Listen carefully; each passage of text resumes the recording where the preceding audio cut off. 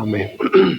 காலை ஜபத்துக்கு வந்தவங்க நடுவுல சில பக்கத்தை காணோம் அப்படின்னு யோசிச்சுன்னு இருப்பீங்க. வேணும்னே ஞாயிற்றுக்கிழமை எல்லாரும் வருவாங்க. ஆகவே எல்லாருக்கும் பிரயோஜனமாய் மகிழ்ச்சியா இருக்கும்படி 2 அதிகாரம் தள்ளி போயிட்டோம். ஆனா 2வது ஆராதனையில அந்த 2 அதிகாரத்தையும் கவர் பண்ணிடுவோம். இந்த முழு செய்தி உங்களுக்கு புரிய வேண்டுமானால் 2வது ஆராதனை கலந்து கொள்ளுங்கள். மிகவும் ஆசீர்வாதமாயிரும். இப்படியெல்லாம் சொல்லி நான் சோத்திரம்.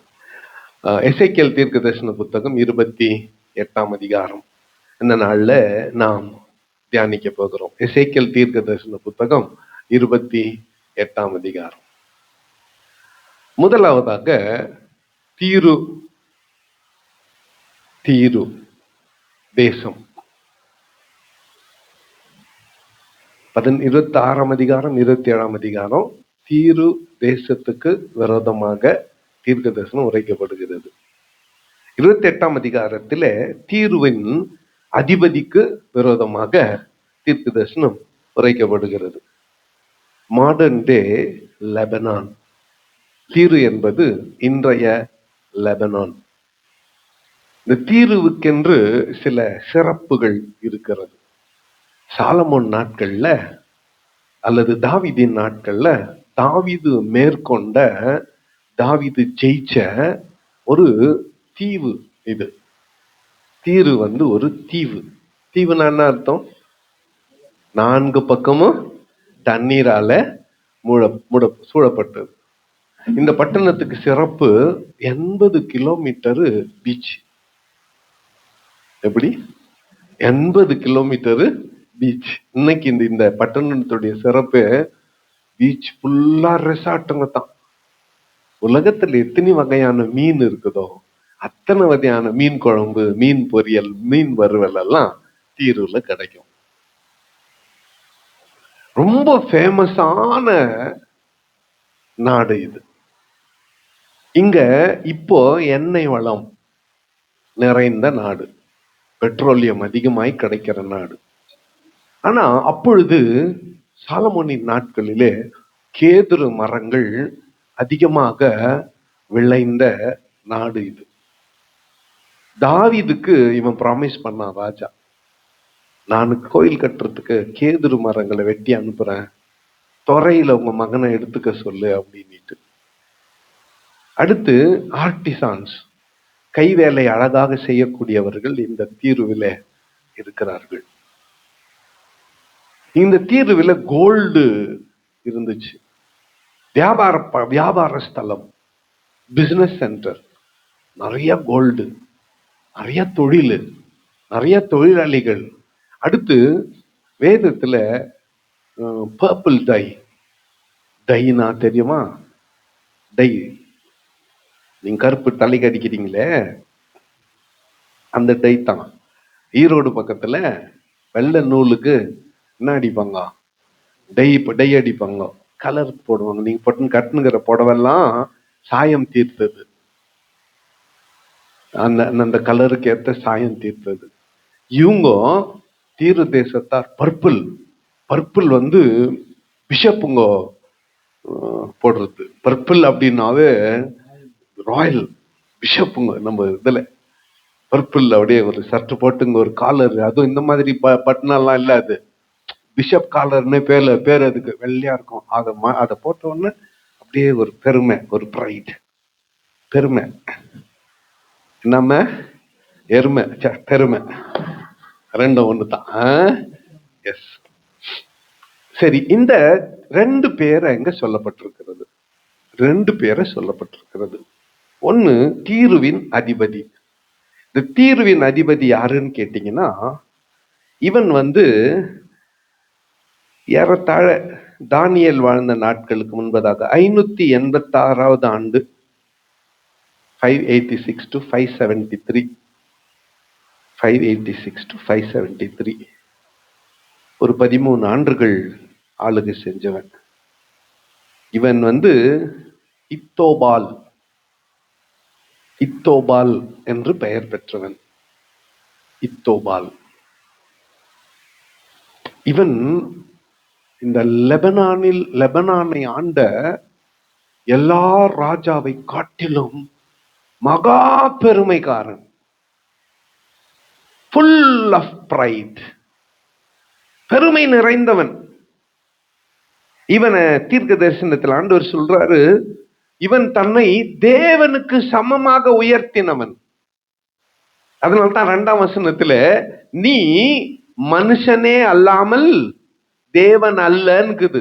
பாருங்க 2ஆம் வசனத்துல கடைசி பகுதி, நீ மனுஷனே அல்லாமல் தேவன் அல்ல. அப்ப இவனுக்குள்ள ஒரு pride, I am equal to God, எனக்கு குறையே இல்லை, எனக்கு எல்லாம் இருக்கிறது, எனக்கு ஒரு பிரச்சனையும் இல்லை என்று சொல்லக்கூடியவன் இவன். அடுத்த இந்த தீரு யுனெஸ்கோவினுடைய ஹெரிட்டேஜ் அப்படியா சொல்லப்பட்டிருக்கிறது. அப்படின்னா என்ன புரியுதா? அப்படின்னா யுனெஸ்கோனுடைய ரொம்ப பழங்கால சொத்து, பழங்கால சொத்து. அலெக்சாண்டர் தி கிரேட் இதை ஜெயிச்சான்.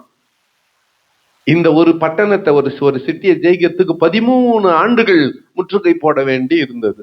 எத்தனை வருஷம்? 13 வருஷம் டிஃபெண்ட் பண்ணாங்க இவங்க.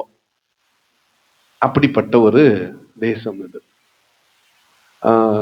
பெரிய பெரிய ஆளுங்களை சொல்லுங்க. அலெக்சாண்டர் தி கிரேட், பாபிலோனியாவுடைய கிரேட்டஸ்ட் கிங் நேபுகாத் நேச்சர், இவர்களுக்கெல்லாம் இது மேல கண்ணு. ரோமன் எம்பையர்ல, ரோம சாம்ராஜ்யத்துல வல்லமை படைத்த ஒரு தேசம் இது லெபனான். இன்றைக்கும் இந்த தேசம் இஸ்ரேலுக்கு பக்கத்துல இருக்கிறது.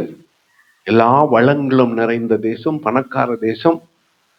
இன்றைக்கும் இது இருக்கிறது. அடுத்து இந்த தேசத்தின் அதிபதி, முதல் ஆள் ஒரு மனுஷன். அவன் தன்னை தேவனாக உயர்த்தினவன்.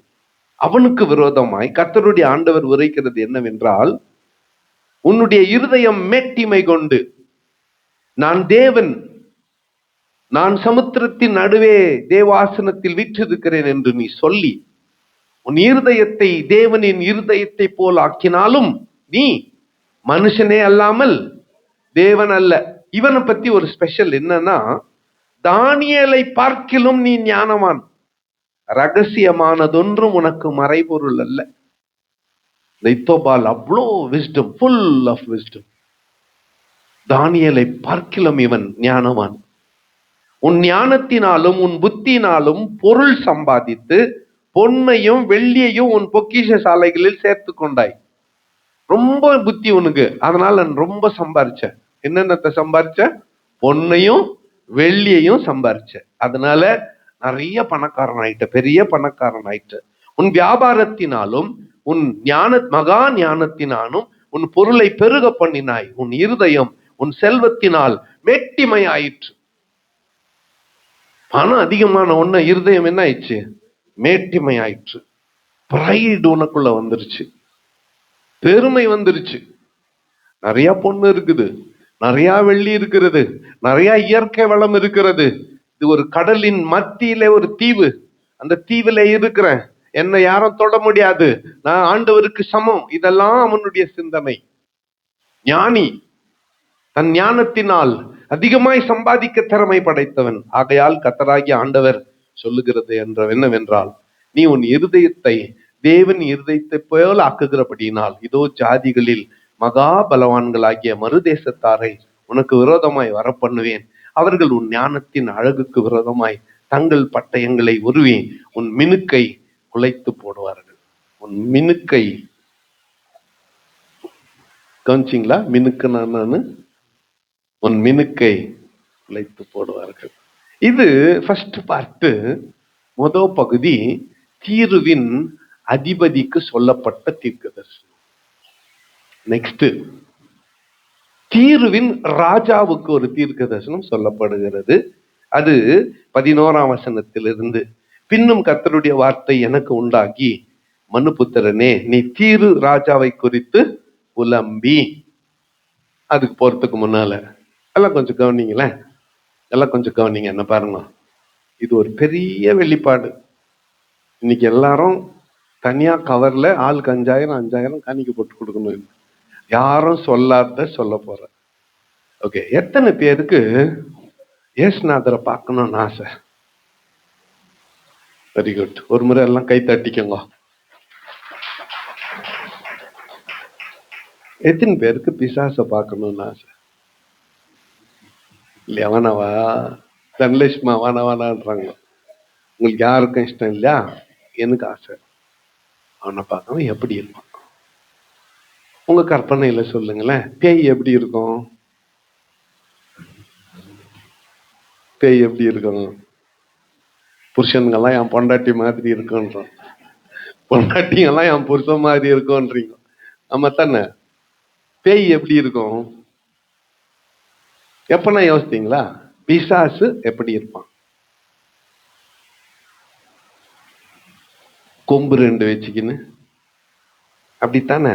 பாம்பு தலை, சிங்கம் மூஞ்சி, நகம்லாம் வச்சுக்கின்னு அப்படியே அப்படியே புரண்டி, அப்படித்தானே? அப்படித்தானே இருப்பான்? அப்படித்தானே இருப்பான் பிசாசு? எப்படி இருப்பான் பிசாசு?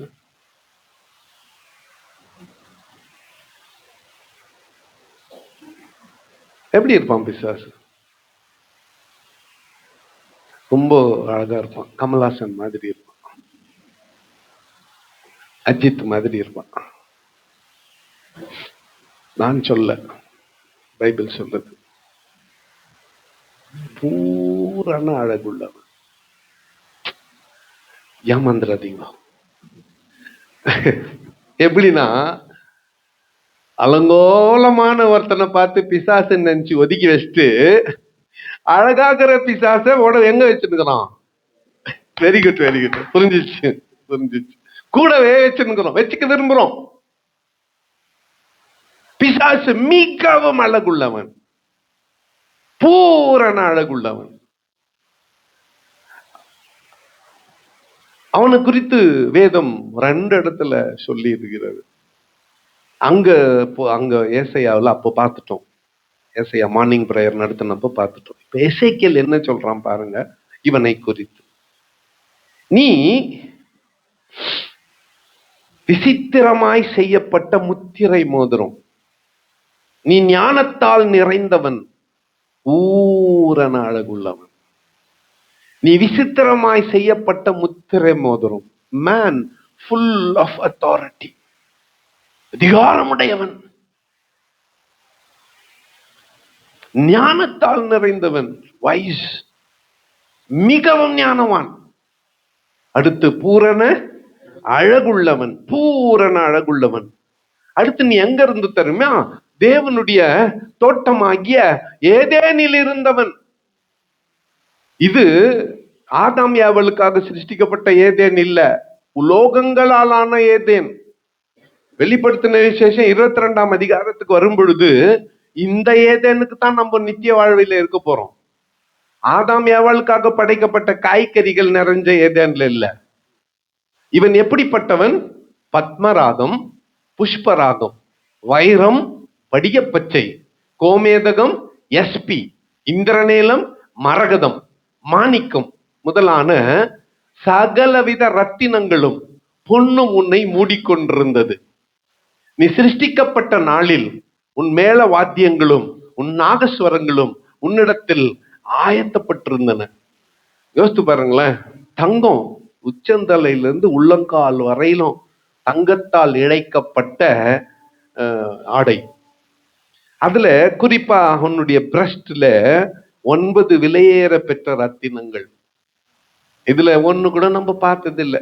தங்கத்தை ஒண்ணு பார்த்துக்கிறோம், இதுல ஒண்ணு கூட நம்ம பார்த்தது இல்லை. நம்ம கண்ணுக்கு பார்க்க முடியாத விலையேற பெற்ற கற்கள். பத்மராகம், பத்மாவை பார்த்துக்கிறோம், புஷ்பாவை பார்த்துக்கிறோம், கோமேவை பார்த்துக்கிறோம், மரகதக்காவை பார்த்துக்கிறோம், மாணிக்கண்ணை பார்த்துக்கிறோம், அவங்களதான் பார்த்துக்கிறோம். இந்த இந்த இந்த இதுல 9 சொல்லி இருக்கிறது. கொஞ்சம் கவனிங்களேன். ஒரு 3 இன்னைக்கு கொஞ்சம் டைம் எத்தனையான இது முக்கியமான விஷயம். 3 பேரு. ஒன்னு ஆரோன் பிரஸ்ட் பிளேட்ல 12 கல்ல வச்சாரு. அதுல இந்த 9ல 7 இருக்கிறது. பரலோகம் என்கின்ற ஒரு பட்டணம் கட்டப்பட்டு கொண்டிருக்கிறது. அங்க அஸ்திபாரத்துல 12 கல்லு வச்சாரு. அந்த 12 கல்ல 7 இங்க இருக்கிறது. இந்த 3 இடத்துல இந்த லிஸ்ட பார்க்க முடியும். இங்க 9, அங்க 12, அங்க 12. வீட்டுக்கு போய் படிங்க, வேணுமே நான் வசனம் கொடுக்குறேன். வெளிப்படுத்தின விசேஷம் 21, 19, 20, யாத்திராகமம் 28, 17 20 வரை வீட்டுக்கு போய் படிச்சுக்கோங்க. இங்க இந்த விலையேற பெற்ற கற்களின் பட்டியல் கொடுக்கப்பட்டிருக்கிறது. இங்க இருக்கிற பட்டியல் யார் போட்டுன்னு இருந்தது? யார் உடம்புல இருந்துச்சு? யாரு? லூசிபர். யார் உடம்புல இருந்துச்சு? சாத்தான். லூசிபர். யாத்திராகமத்துல ஆரோன். வெளிப்படுத்தின விசேஷத்துல பரலோகம் பவுண்டேஷன். இங்க யார் போட்டுன்னு இருந்தது? லூசிபர் போட்டுன்னு இருந்தான். நீ சிருஷ்டிக்கப்பட்ட நாளிலே உன் மேல வாத்தியங்களும் உன் நாகஸ்வரங்களும் உன்னிடத்தில் ஆயத்தமா இருந்தது. நெக்ஸ்ட், நீ நீ சிறப்பான இசை வாசிக்கிறவன், சூப்பர் மியூசிஷியன், நீ அற்புதமான இசை ஞானி. நீ உன் உடம்புல ஒரு இடத்துல தட்டினா ஒரு மியூசிக் வரும், இன்னொரு இடத்துல தட்டினா இன்னொரு மியூசிக் வரும். நீ பேசினாவே எப்படி இருக்கும்? அவ்வளோ இனிமையான குரல். கற்பனை பண்ணி பாருங்க பிசாசு எப்படி இருப்பான்ட்டு. ஏமாந்துடாதீங்க. எத்தனை பேர் பிசாசு கட்டின்னு வாழ்ந்துன்னு தெரியுமா? ஒரு 600 பேர் ஒரு பெரிய மண்டபத்துல பாஸ்டர்ஸ் மீட்டிங். 600 பேர். அன்னைக்கு எடுத்திருக்கிற தலைப்பு இதுதான். எனக்கு பயமாக்குது, எங்க வந்து நின்றுவான்னு. எடுத்து ஒரு பிரசங்கியார் பிரசங்கம் பண்ணுகிறார். திடீர்னு பிசாசு வந்துட்டாங்க, எல்லாம் ஓடிட்டாங்க. ஜன்னல் இங்க இருக்கிறவங்க எல்லாம் ஜன்னல் வழியா, அங்க இருக்கிறவங்க அந்த ஜன்னலுங்களை பேசுன்னு எல்லாம் ஓடிட்டாங்க. பிரசங்கியார் முதல்ல ஓட்டாரு. அங்க ஒருத்தர் மட்டும் ரொம்ப பொறுமையா உட்கார்ந்து பைபிள் படிச்சுக்கிறார். இவன் போயிட்டு தன்னை விகாரப்படுத்தி எவ்வளோ ட்ரை பண்ணி காமிச்சான். பயமே இல்லை. போயிட்டு சொன்னான், உனக்கு என்ன பார்த்தா பயமா இல்லையாண்ணா? இப்படி மேல அப்படி பார்த்துட்டேன். உன்னை பார்த்து எனக்கு என்ன பயம்? உன் தங்கச்சி கூட 25 வருஷம் வாழ்ந்துட்டோம் மச்சான். மச்சான் வா எப்படிங்கிறார். அழகு பத்தி நம்ம டிஸ்கிரிப்ஷன் என்ன சொல்லுது? பைபிள் தான் அதான் சொல்லுது, உலகம் அதை சொல்லல. உலகம் அதை விரும்புகிறது. அழகு மாயை, சௌந்தர்யம் வஞ்சனை. வஞ்சனை, சீட்டிங், ஏமாத்துறது, சீட்டிங். கண்ணாடிய முன்னால நின்னு நம்மளை பார்த்த உடனே என்ன மாதிரி யாருமே இல்லைன்ற ஒரு நினைப்பு வந்துருது. இதுல அவன் மியூசிக் எல்லாம் வேற கத்தவன், எல்லாவற்றையும் அணிந்த ஞானி. அவனுக்குள்ள குறை ஒன்றும் இல்லை. 14ஆம் வசனத்துல, நீ காப்பாற்றுகிறதற்காக அபிஷேகம் பண்ணப்பட்ட கேருப், தேவனுடைய பரிசுத்த பர்வதத்தில் உன்னை வைத்தேன், அக்கினிமயமான கற்களின் நடுவே உலாவினாய். இவன் இடம் பாரு, ஆண்டவருடைய பரிசுத்த பர்வதத்தில் வைக்கப்பட்டவன். இங்கதான் இது லூசிபரை குறித்து சொல்லுகிறது. இந்த வசனம் தான், நீ காப்பாற்றுகிறதற்காக அபிஷேகம் பண்ணப்பட்ட கேருப் உயரிய ஸ்தானத்தில் வைக்கப்பட்டான். அக்கினிமயமான கற்களின் நடுவே உலாவிக் கொண்டு வந்தான். நீ சிருஷ்டிக்கப்பட்ட நாள் முதல் உன்னில் அநியாயம் கண்டுபிடிக்கும் மட்டும் உன் வழிகளில் குறைவற்றவனாயிருந்தாய். Mister perfect. இவன் யாரு? Mister perfect.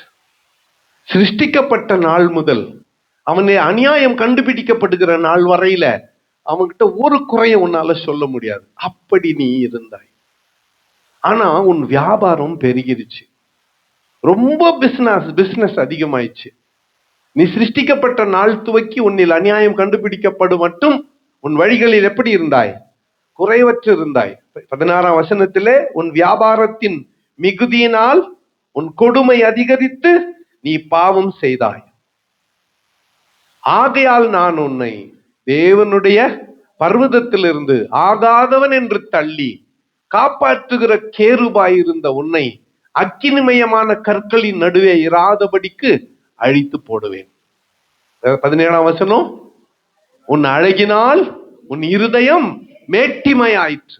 உன் மினுக்கினால் உன் ஞானத்தை கெடுத்தாய், உன்னை தரையிலே தள்ளி போடுவேன்.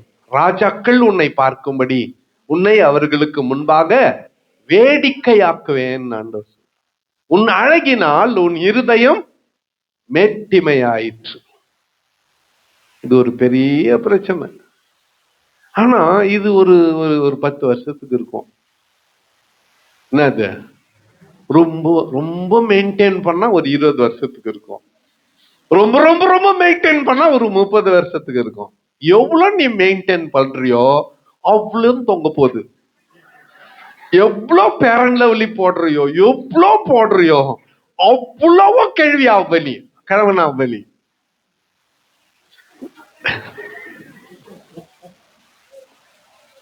எவ்வளோ நீ அதுக்கு பிரயாசப்படுறியோ, எவ்வளோ அப்படியே பிரகாசமா காட்ட நினைக்கிறியோ, அதுக்கு ஆப்போசிட்டா போகுது. நீ மண்ணுக்கு போறதுக்கு முன்னால யார் உன்னை பார்த்துக்கினே இருக்கிறாங்கன்னு நினைச்சாங்களோ, இதுவா நம்ம முன்னால வந்துன்னு சொல்ல போறாங்க. அழகுக்கு விளக்கம் இதுதான். It is just a skin deep. கொஞ்சம் கீறி பார்த்தா ஒரு சின்ன கோடு போட்டோன்னு வச்சுக்க, என் மூஞ்சில எத்தினி கோடு போட்டாலும் தெரியாது, தெரியாது, உங்களால ஒண்ணுமே கண்டுபிடிக்க முடியாது. ஓ அங்கங்க கருப்பாயிடுச்சுன்னு என் ஒய்ஃபுக்கு ரொம்ப வருத்தம். என்னாலதான் ஒட்டிக்கிட்டான். அப்படி ஒட்டிக்கிந்தாவே கூட்டம், ரைட்டா? என்னால ஒட்டிக்கிந்தாவே கூட்டம். வெள்ள மூஞ்சில கருப்பா ஒரு சின்ன டாட் இருந்தா கூட உலகத்துக்கே தெரியும். மூஞ்சே கருப்பா இருந்தா கூட யாருக்கும் தெரியாது. இதுல நாங்க சூப்பர், கவலை இல்லை. அழகு பத்தி என்ன இல்ல, கவலை இல்லை. இப்போ பிள்ளைங்க 13, 14, 15, இப்போ அது ரொம்ப குறைஞ்சு போச்சு. 11, 12லயே ஸ்டார்ட் ஆயிடுது. என்னது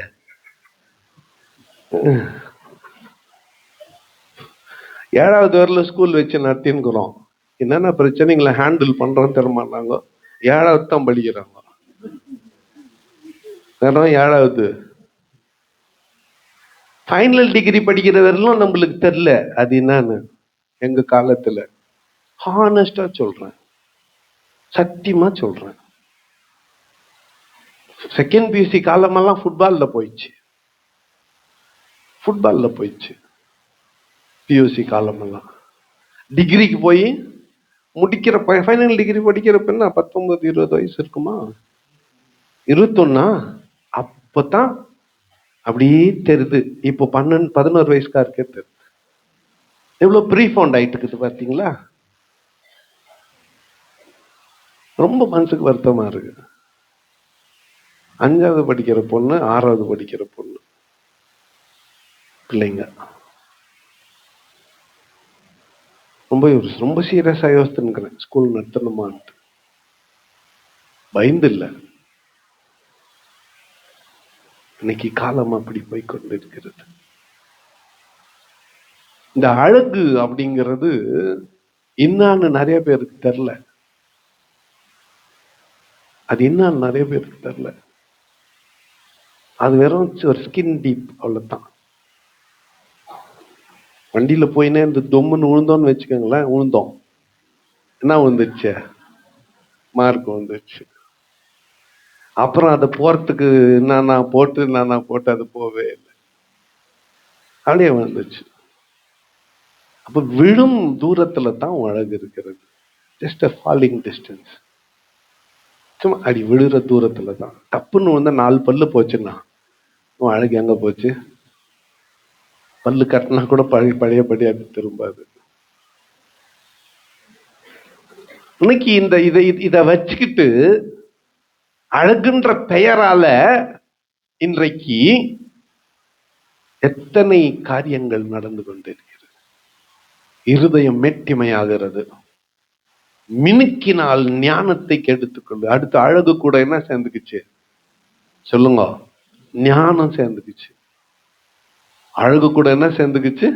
ஞானம் சேர்ந்து. இது ரெண்டுத்துக்கும் சம்பந்தமே இல்லை. அழகாக்குறதுக்கு அறிவே இருக்காது, அறிவே இருக்கு அறிவாக்குறதுக்கு அழகா.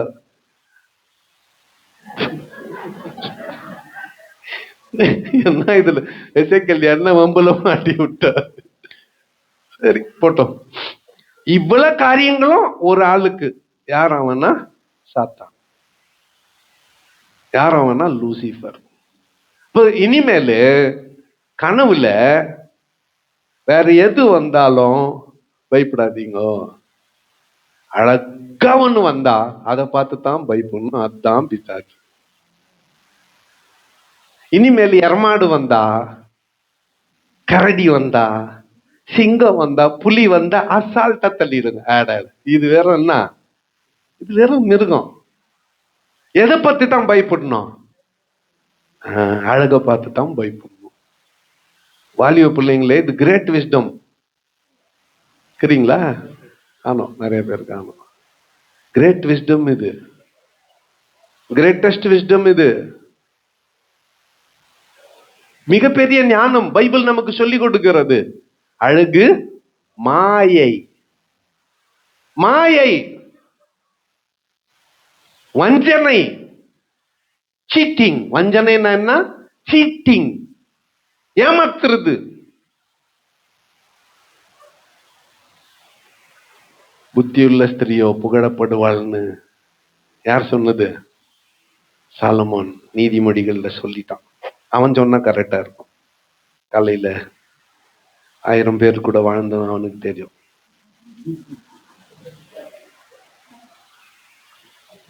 அவனுக்கு தெரியாதா? சூத்திரம். உன் அக்கிரமங்களின் ஏராளத்தினாலும் உன் வியாபாரத்தின் அநீதத்தினாலும் உன் பரிசுத்த ஸ்தலங்களை பரிசுத்த குலைச்சலாக்கினாய். ஆகையால் உன்னை பட்சிப்பதாக ஒரு அக்கினியை நான் உன் நடுவில் இருந்து புறப்பட பண்ணி உன்னை பார்க்கிலும் எல்லாருடைய கண்களுக்கு முன்பாகவும் உன்னை பூமியின் மேல் சாம்பலாக்குவேன். இது தீருவின் அதிபதிக்கு சொல்லப்பட்ட வார்த்தை. தீருவின் ராஜாவுக்கு சொல்லப்படுகிற வார்த்தை. 2 பேரை பார்க்கிறோம். தீருவின் அதிபதி மனுஷன், தீருவின் ராஜா லூசிஃபர். இப்ப நடந்து கொண்டிருக்கிற யுத்தம் இருக்குது பாருங்க. அந்த யுத்தத்துக்கும் எசேக்கியேல் தீர்க்கதரிசன புத்தகத்துக்கும் சம்பந்தம் இருக்கிறது. இது நீ கடல் நடுவே இருக்கிறாய், நான் கடலுக்கு மத்தியில் இருக்கிறேன், யாரும் என்ன தாக்க முடியாது அப்படின்னு நீ நினைக்கிற. நான் தாக்கம், மிசைல் தாக்கும். முன்னெல்லாம் யுத்தம் அப்படின்ன உடனே ராஜாக்கள் என்ன பண்ணுப்பாங்க?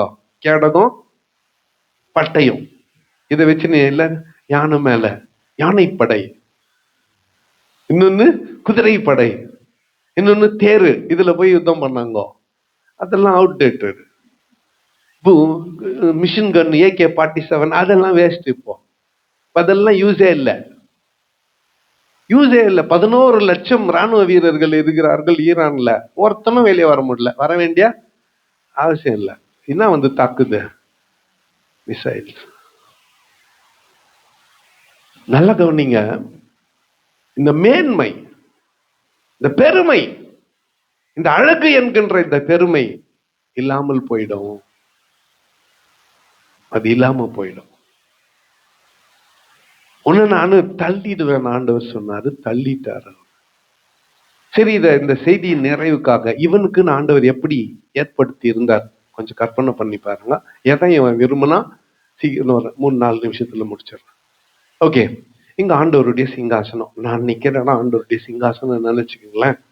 இங்க ஆண்டவருடைய சிங்காசனம், அங்க லூசிஃபருக்கு ஒரு ஸ்டேஜ், அங்க மேடை, அங்க மேடை அவனுக்கு, அங்க ஒரு மியூசிக்கல் இன்ஸ்ட்ருமெண்ட் எல்லாம் வச்சு அங்க உலாவுவார். பிதாவாகிய தேவனுக்கு மேல குமாரன் ஆகிய இயேசு கிறிஸ்து இங்க நின்னுப்பாரு. இங்க நின்று பிதாவை புகழ்ந்து பாடுவார். இவர் புகழ்ந்து பாடுறதுக்கு அவன் டியூன் போட்டு மியூசிக் வாசிப்பான். அவனுக்கு என்ன கவர்ச்சி, ஆசை வந்துருச்சுன்னா இவர் என்ன எப்ப பாரு இவரையே உயர்த்தி பாடிங்கிறாரு. என்ன உயர்த்தி ஒரு பாட்டு பாடு. ஏசாயாவுல நான் தேவனுக்கு மேலாவேன்னு நினைச்ச ஆண்டவர் தள்ளிட்டார். சரி, இவர் என்ன பண்ணாரு? மரியாளின் வயிற்றுல பிறந்தாரு. அவன் தள்ளப்பட்டான். 30 வருஷம் குடும்ப வாழ்க்கை தச்சனா வாழ்ந்தாரு, ஊழியத்துக்கு வந்தாரு, ஞான ஸ்நானம் பெற்றாரு, வனாந்திரத்துக்கு போய் 40 நாள் உபவாசம் வந்தார். பசி உண்டாயிற்று. அங்க மேல இருந்தான் பாரு, இப்போ வந்தான். வந்து நயவசனிப்பு, ஞானத்தினால, ஃபுல் ஆஃப் விஸ்டம், நயவசனிப்புல அவர்கிட்ட பேசுறான், காட்டுறான். ஒரே நிமிஷத்துல 3 சோதனை, அதுல ஒண்ணு சொல்லிடுறேன், எல்லாத்தையும் காட்டுறான். இந்த ராஜ்யங்கள் எல்லாம் எனக்கு ஒப்படைக்கப்பட்டிருக்கிறது, உண்மை. இப்போ நீ கஷ்டப்பட்டு சிலுவையில மறிச்சு சம்பாதிக்க வேண்டியது இல்லை, ஃப்ரீயா கொடுக்குற.